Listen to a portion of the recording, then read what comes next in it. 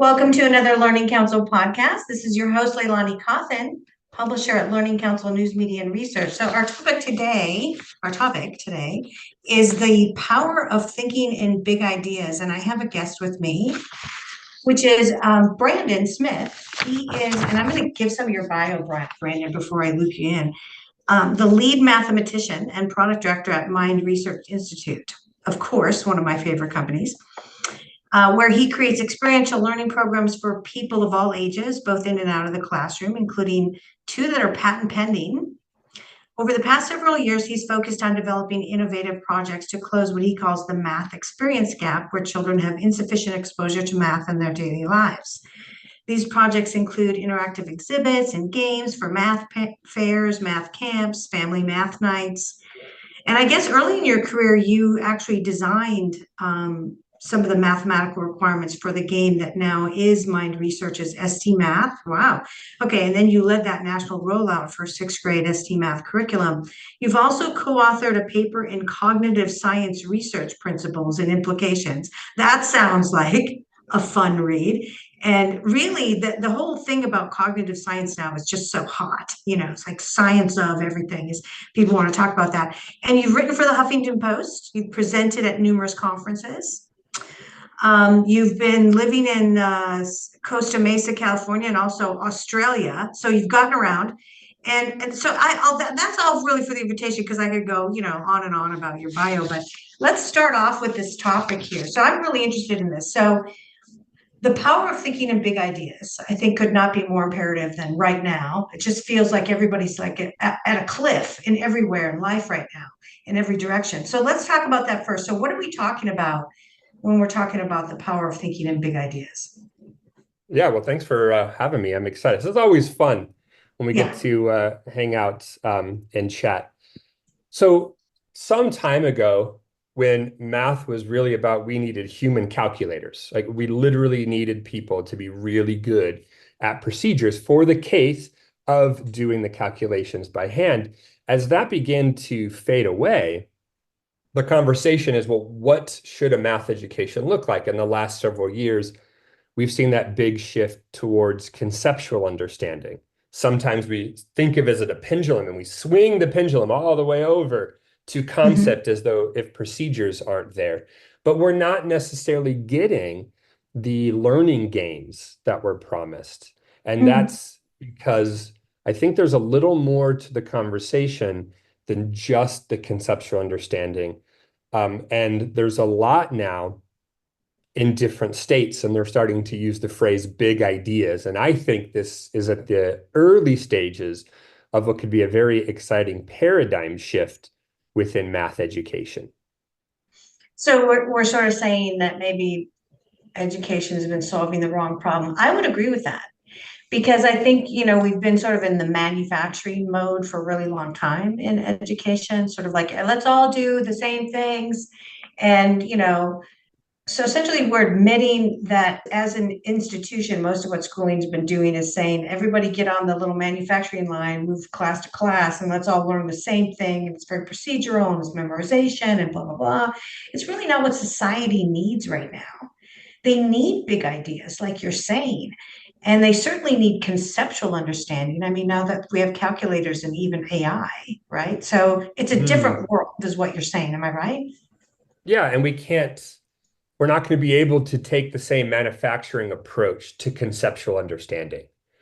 So if it's a procedure, for example, I can explain to you how to do the procedure.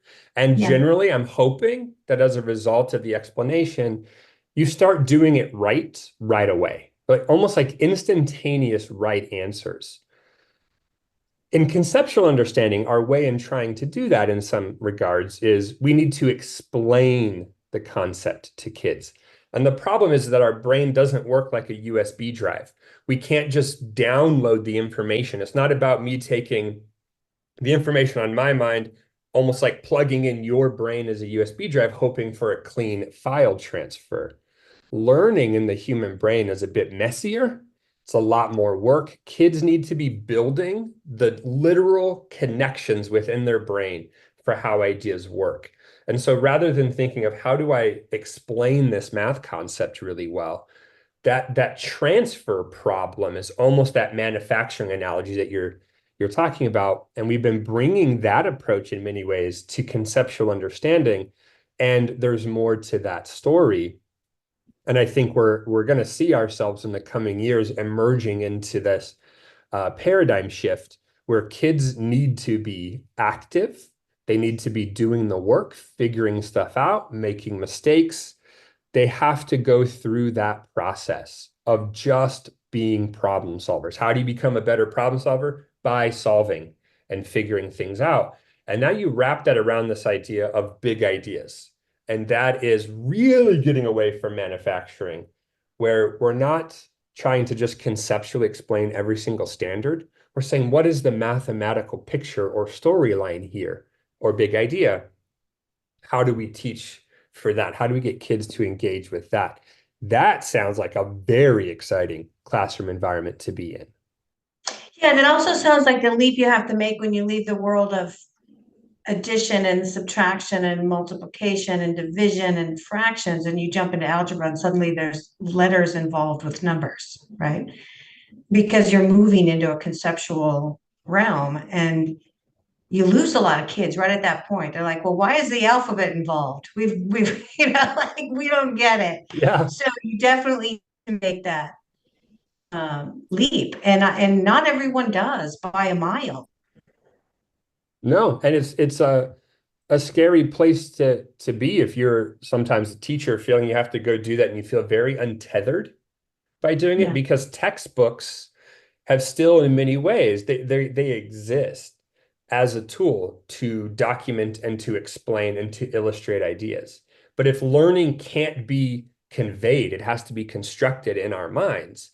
We are surrounded by educational materials that really serve the quote unquote transfer or the conveying problem, but we need to be in the building or the constructing world. And that can be a little bit um, of a shift that can feel untethered. The new frameworks, though, in California, Georgia has added new standards where they're calling out the concept of big ideas.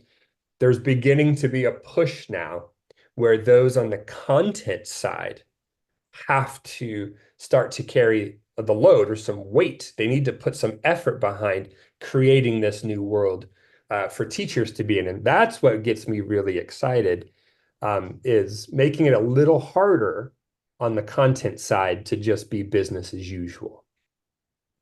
Yeah, and the remarkable thing is our research is showing teachers don't really want to be business as usual. They would rather have somebody give them the curriculum and then they get to do things around it and with it. Sort of like during the original textbook days, and then a lot of the books were taken away. And it's sort of every person for themselves now. Like I got to build all my own lesson plans on everything. Not that you don't do a lesson plan anyway, or when you have a baseline curriculum, but they would rather you gave them stuff, right? Like not so they're not Sure, entirely yeah. on their own. They're Now, hungry for the tools that make this transition possible. And if we don't yes. give you the tools to make it possible, it's like treating a pin as a screwdriver, thinking you're going to build your house that way. Like we've got to give you the right tools in order for you to create the class experience. And that's a lot of what that big ideas movement is towards. Is if we don't want to just get bogged down in teaching a bunch of individual standards, we can't have a curriculum that gets bogged down in just teaching a bunch of individual standards.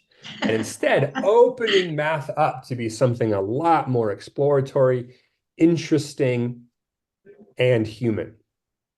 Yeah, but that also takes a mind that is that facile in math itself in order to put that curriculum there, right? Which you guys Yeah, have you done have within to your be able to product. build it.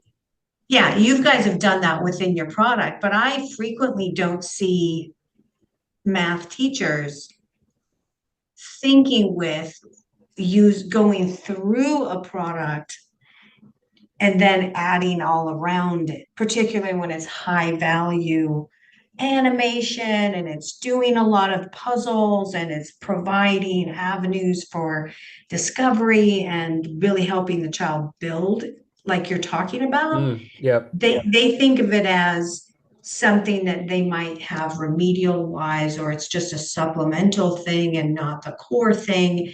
And I honestly have to tell you, my opinion is that I don't know how you teach math without something that has more dimension and motion in it, right? Because math is actually Yeah.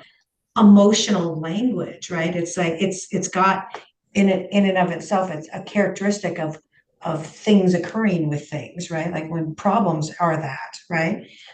Very different than language, basically English or any other language, which is very flat. It's supposed to draw pictures in your mind, but math is supposed to draw sort of, geometric dimension in your mind. And you're supposed to understand it from that point, which is what you're saying when you're talking about big ideas, being able to grasp at a level that is not like a flat problem on a worksheet. Yeah.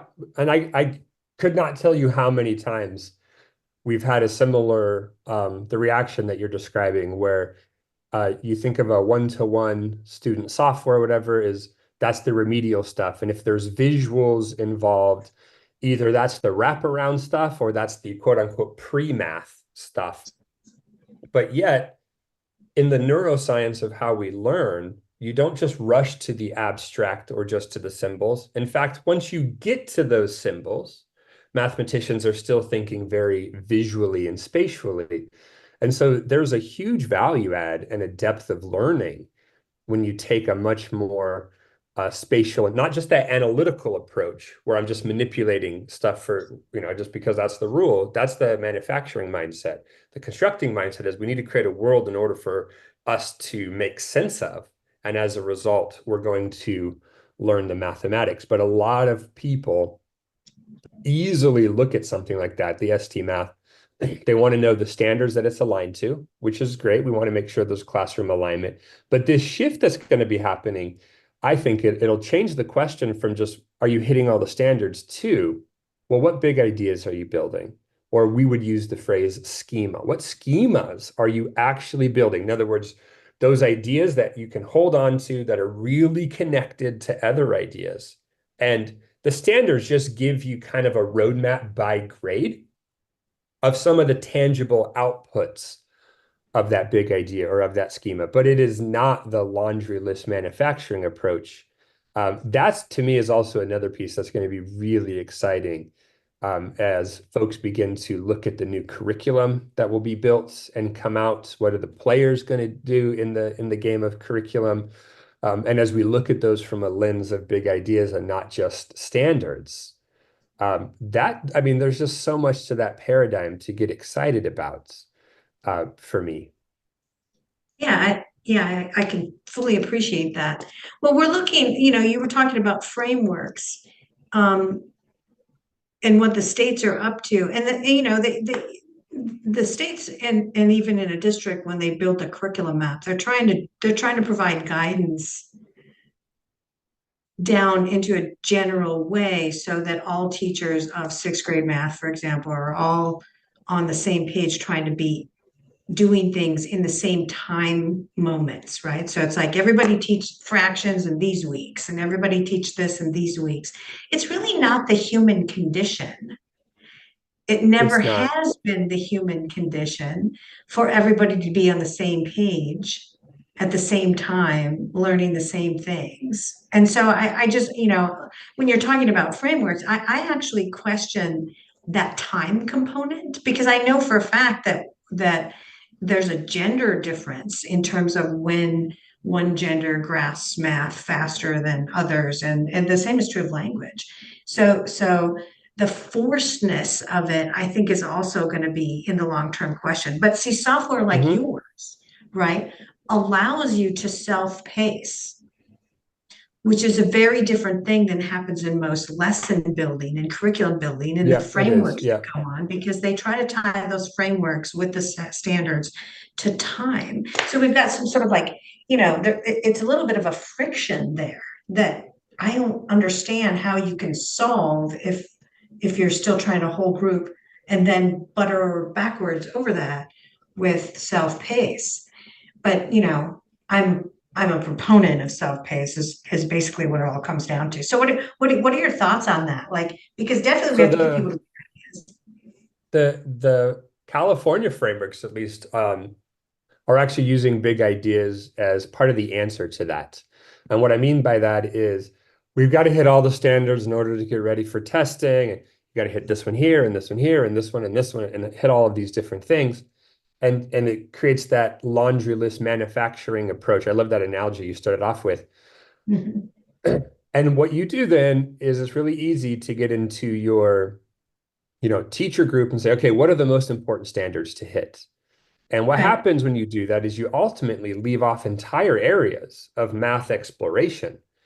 And part of what the new frameworks are saying with these big ideas is you don't have to hit so many isolated things. Hit a couple of really interconnected things. So I think we should do an example. Are you ready for this one? This is to Yeah. me, the single biggest, most important idea in all of elementary school. And that is we can count without counting.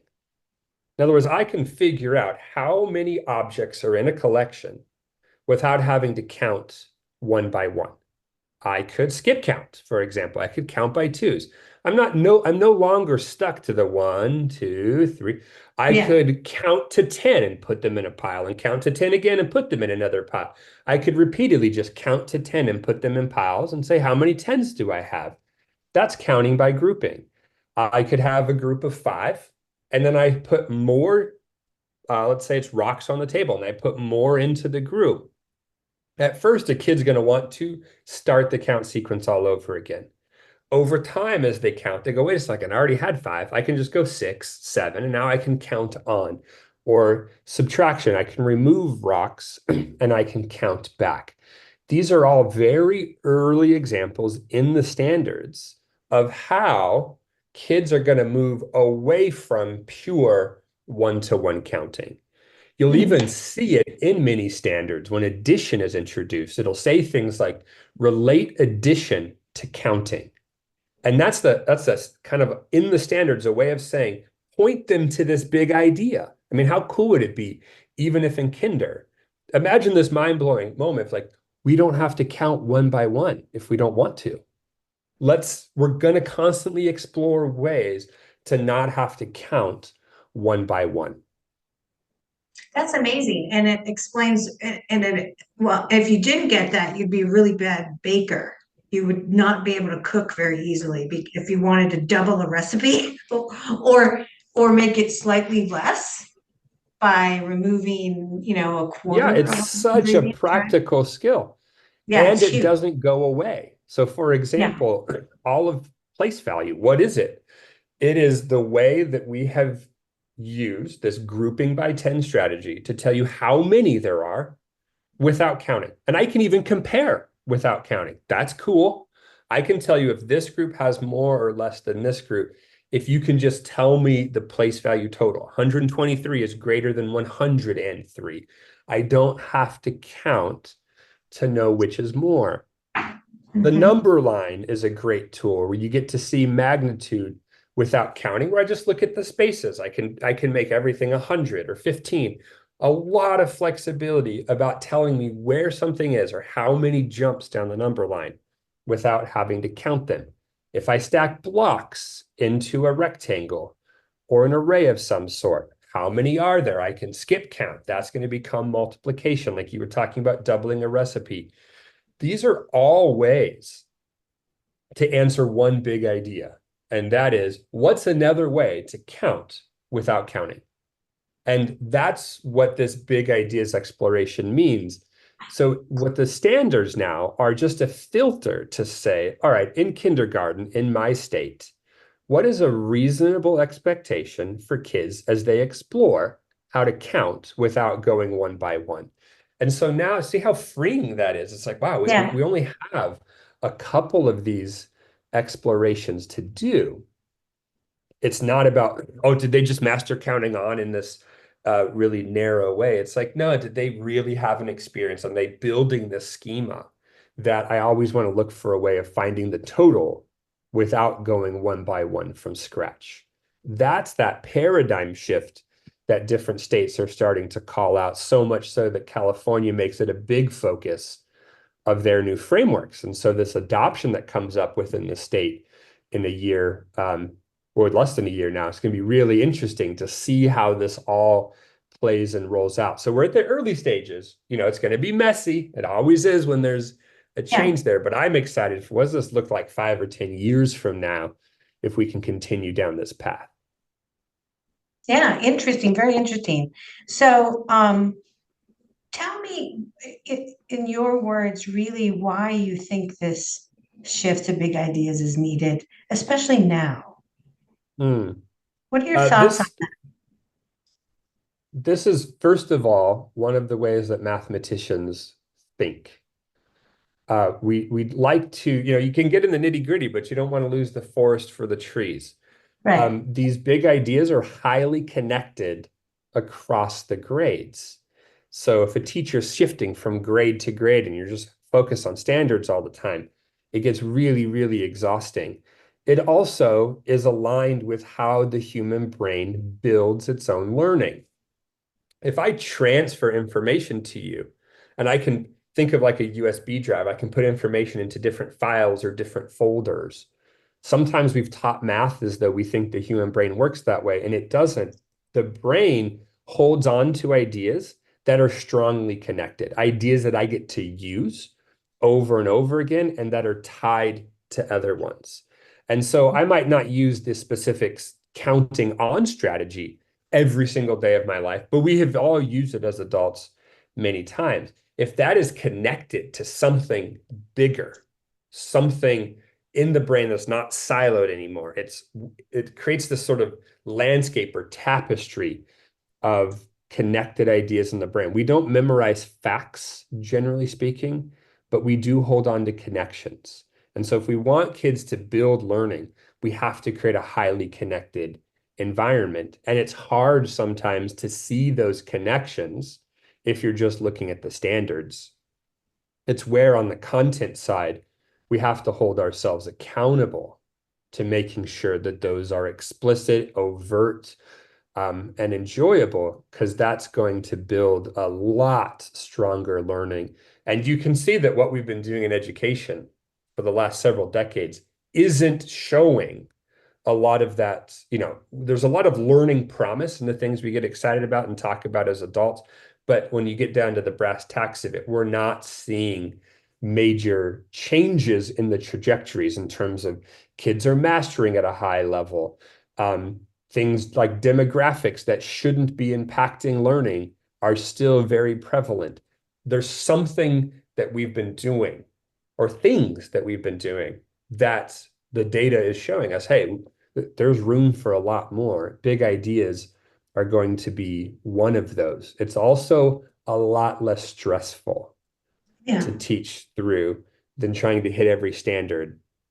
It's just, what am I going to have kids explore? So there's just so much around that it's exciting. We as an organization have been using the term schema, which is kind of yeah, synonymous to big ideas. right. And we have been focused for 20 years on how do we build schemas? What are the schemas we want to build? Making sure that you don't teach something about subtraction in an early grade that once you get to negative numbers isn't true anymore, right? Subtraction Right. doesn't make things. You have to build these longitudinal ideas that I can constantly put to use and apply in later grades. And so part of what gets super exciting is, over the years where we've been talking about what those are, there's now this shift where it's going to have to be a much more public conversation.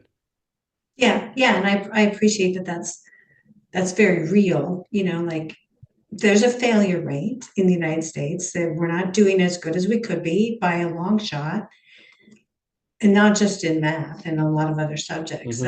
And the funny thing is our research is showing that the teachers want to create multi-grade level camaraderie and working meetings so that your concept of the creation of the big ideas is not something you're only doing in your narrow band of sixth grade, Yeah. right? So the reality is that you're working, sort of cross-curricularly in all the math disciplines, but maybe even with not just your math area, but in others, right? Like science and everything else.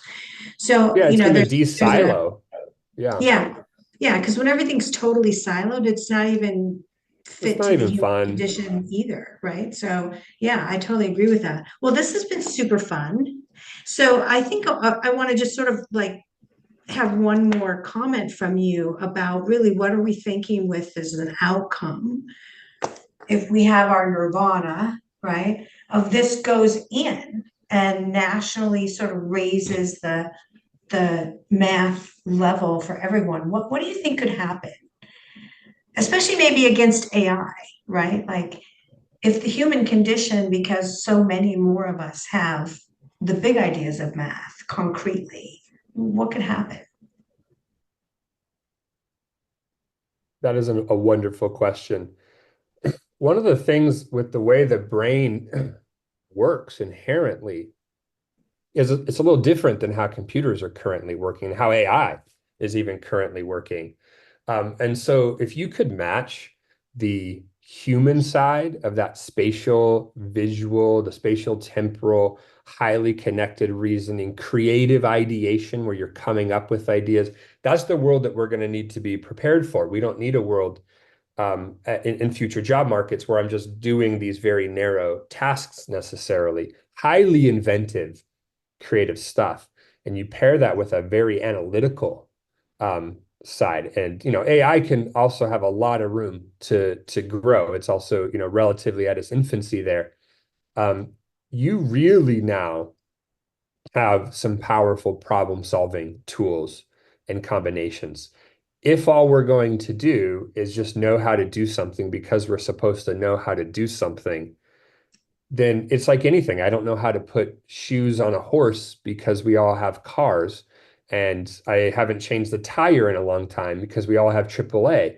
We constantly come up with tools to help us do the tasks that aren't necessarily the most suited for the human condition. So if we can shift math education to be suited for the human condition, it's only going to lead to more thriving. What you're going to see at a daily level within the classroom, kids are going to be talking a lot more, collaborating a lot more, figuring stuff out, making mistakes. They're going to be very, very active and problem solving. They're not going to just sit and get, they're not going to have, just a minute or so worth of discourse in the classroom. They're going to be very active and busy. You're going to see things like anxiety, I would say, are going to go way down. Learned helplessness, that idea that I can't even transfer my thinking to the exact same problem when I change numbers, is not the human condition. Our brain wants to build connections. If we're not actively doing that in the classroom, it's because something isn't set up quite right. So you're going to see that anxiety will change. Learning will go up. Yeah, kids will do better on exams and things like that. But imagine the classroom where learned helplessness goes down. Kids are solving and talking and figuring stuff out. They're able to go into a world and into jobs that we might not even know what those jobs are, what they are required. But what they will require is for us to excel at what makes us human. And that's what this paradigm, I think, can really make a big move towards. Yeah, that's a beautiful vision. I love it. And it sounds so much more fun than I had. Doesn't it? So I know. yeah, I want to go there. I want to be that kid again. So, okay, well, this has been really fun. And thank you, Brandon. This has been exciting. And hopefully our listeners got something out of it. I Thank you always for love being listening. on these with you. It's a ton of fun. Yeah, yeah.